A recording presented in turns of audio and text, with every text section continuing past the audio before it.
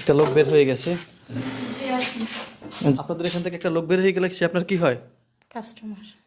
আপনার কাস্টমার। মাত্র 200 টাকার বিনিময়ে অবিবাহিত সুন্দরী যুবতী মেয়েদেরকে বিক্রি করে দেওয়া হচ্ছে আবাসিক হোটেলে। এই ঘটনা ঘটছে বাংলাদেশের ঢাকায়। বর্তমান সময়ে কোন হোটেলে এই সমস্ত মেয়েদেরকে পাওয়া যাচ্ছে তা আমি আপনাদেরকে এই ভিডিওতে ভিডিও সহকারে জানাবো। হোটেলে যখন আসেন কাস্টমারগুলো কি হোটেলে ডাইরেক্ট আসেন না আপনারা নিয়ে আসেন? কারণ আমাদেরকে রুম আলাদা থাকে আর ওদের জন্য আলাদা। এই ঘটনা ঘটছে বাংলাদেশের ঢাকায়। বর্তমান সময়ে কোন হোটেলে এই সমস্ত মেয়েদেরকে পাওয়া যাচ্ছে তা আমি আপনাদেরকে এই ভিডিওতে ভিডিও সহকারে জানাবো।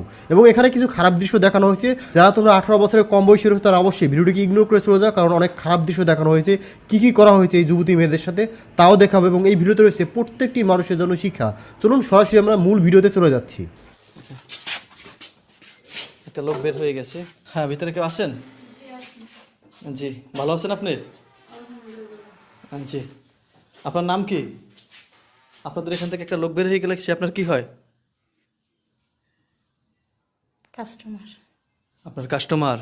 দৈনিক আসেন না মাসে আসেন না একটানা থাকেন, কিভাবে কি? না, এখানে আমি 2 দিন পর পর আসি।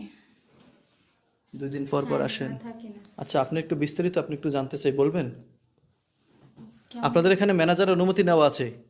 আমরা ভিডিও শ্যুট করতেছি, তার অনুমতি নিয়ে আসছি। দেখছেন তারা কেউ আসে নাই, তারা বলছে অনুমতি দিছে। আমরা একটু বিস্তারিত জানবো আপনাদের কাছ থেকে, সত্যটা বলবেন? বলা তো যা। আপনি এই লাইনে কতদিন যাবত আছেন? আমি এই লাইনে প্রায় 1.5 বছর হয়ে যাচ্ছে বর্তমানে আছি। এটা ছাড়া অনেকগুলো কাজ আছে, সেই কাজগুলো করলে মানুষ জীবন জীবিকা নির্ভর করে। তাহলে আপনি এই কাজ কেন বেছে নিছেন? আমার যদি এই কাজ বেশি এই কারণে নিছি যে আমার জব করতে যে যদি আমার দেহই যদি দিতে হয় তাহলে ওরকম টাকার আমার প্রয়োজন নেই, তাহলে দেহ দিয়ে আমি টাকাটা কামাই করি। আপনি কি মনে করতেছেন অন্য কোনো কাজে দেহ দিতে হয়? অবশ্যই আমি এর জন্য পরিস্থিতির শিকার হয়েছি অনেক জায়গায়। অনেক জায়গায় পরিস্থিতির শিকার হয়েছেন। আচ্ছা, এই কাজটা থেকে ফিরে আসা যায় না? আমার মনে হয় না যে আমি এই কাজ থেকে আর ফিরতে পারবো। কারণ যদি কেউ আপনাকে সুযোগ দেয় এই কাজ থেকে ফিরে আসার জন্য, বা কেউ অফার দেয়, বা কেউ আপনাকে ভালো ছেলে আপনাকে বিবাহ করে সুখী রাখতে চায়, তাহলে আপনি কি করবেন? আমাদের মতন এই সমস্ত লাইনের মেয়েদেরকে কখনো সেরকম অফার দিবে না, কিছু ক্ষণিকের জন্য আর সময়ের জন্য, যেটা বাস্তব।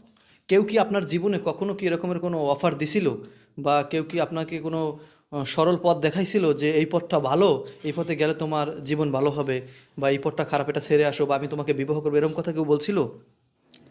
বলছে তো অনেকে, কিন্তু আমি অ্যাকসেপ্ট করি না, কারণ আমি বিশ্বাস করি না। কারণ মানুষটা আমার কাছে আসছে, সে দেখছে আমি এগুলি করি, সে দেখে শুনে কখনো আমাকে গ্রহণ করতো না। আমিও তো আসছি, অবশ্যই। আমি দেখছি আপনি এই কাজ করেন। জি। এখন সাপোজ আমি উদাহরণস্বরূপ আপনাকে বলছি, আমি আপনাকে প্রস্তাব দিলাম